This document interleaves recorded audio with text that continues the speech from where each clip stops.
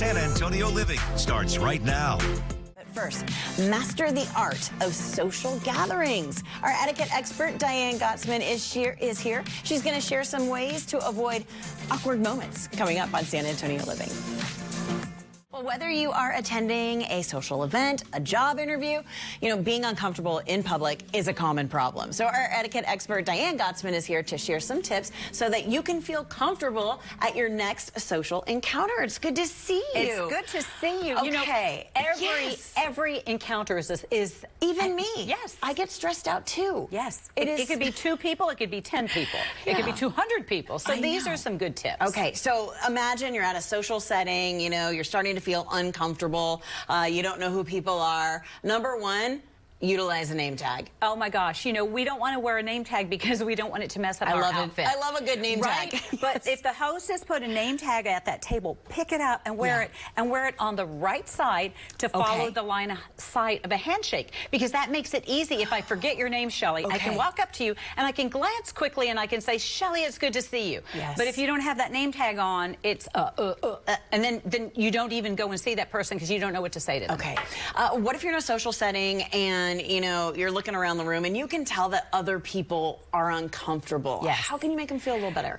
The greatest gift you can give to your host if you're at a wedding or a party or any kind of social event is to mix and mingle, because the host is watching to see what you're doing. If you're at a networking event, your recruiter or your future boss or your boss is watching to see how you handle social situations. Okay. So you walk up to a crowd, 3 is optimum, because at least 2 of those people are going to look at you. When it's 2 one-on-one, talking, they don't want to open up their shoulders. Okay. And just say, may I join you? I'm Diane Gottsman. May I join you? Okay. It feels awkward. It's uncomfortable. But if you do it, and you have 2 choices. You can feel uncomfortable looking good, or you can feel uncomfortable looking uncomfortable. Okay. Those are your choices. Yes. So we have to get out there, and how you can tell when someone is really uncomfortable. How? Or doesn't like you, or doesn't approve of the situation, whatever it is, because that's everybody's filter. We all have different filters. The smile. Oh. So a genuine smile involves some teeth and eye movement. Okay. A smile that is pursed says whatever your filter is. Don't go near her. I don't like her. She's not friendly. So a pursed smile is not a friendly, genuine smile. So we have to relearn our smile. Okay. Because when we're uncomfortable, what do? We do this. Mm-hmm. Give it a big smile. So go home, learn your smile. Use those teeth. Okay. What about the handshake? How important is that? Oh gosh, it's the kiss of death, if it's a bad one. Yeah. Because we always remember a handshake. So there's this little flap of skin right here between the index finger and the thumb, and you want to make that connection if you can. Now that doesn't mean they know, so you're just gently going for that little connection. Okay. Generally, if it stops quick, it's not you, but you don't want to overcompensate with a hard shake. Okay. So if you just extend your hand, it should look like this. Okay. And you make that connection. That's a good shake. All right. And now, what if someone gives me a bad shake? Do I make fun of them? Put a terrible handshake. If it's a bad shake, just let it go. Okay. If you've tried to do this, it's not you, and you just give that other person grace. Okay.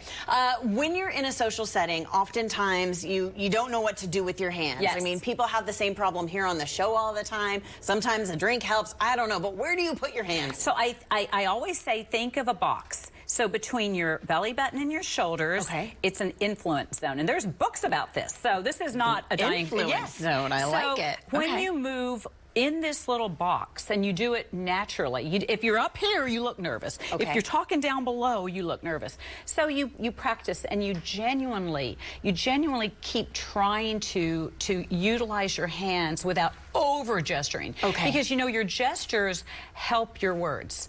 So we want to gesture, we just don't want to flail. We don't want to swim. So keep it smooth and fluid, and that goes with your tone of voice.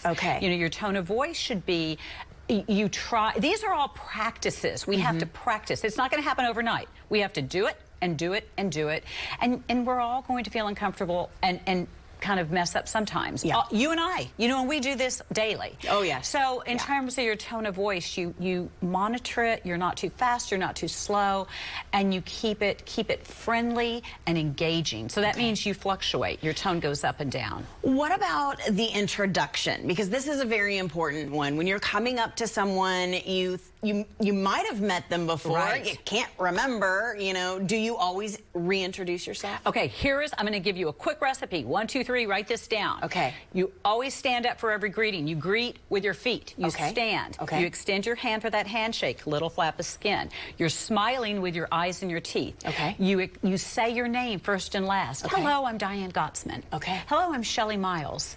And you just make that effort to always first and last name. They're not going to remember it, but it just sounds friendly. And I just said something that most people didn't really hear, but it makes a difference. When you are in business situations, instead of, hi, I'm Diane. Hi, I'm Shelly.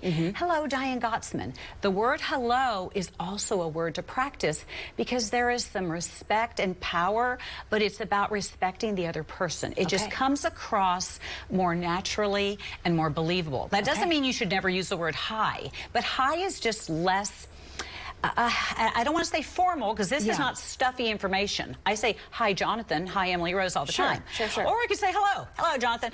But learn your hello. Learn your smile. Hello. Learn your greeting. I'm Shelly Miles. I like that.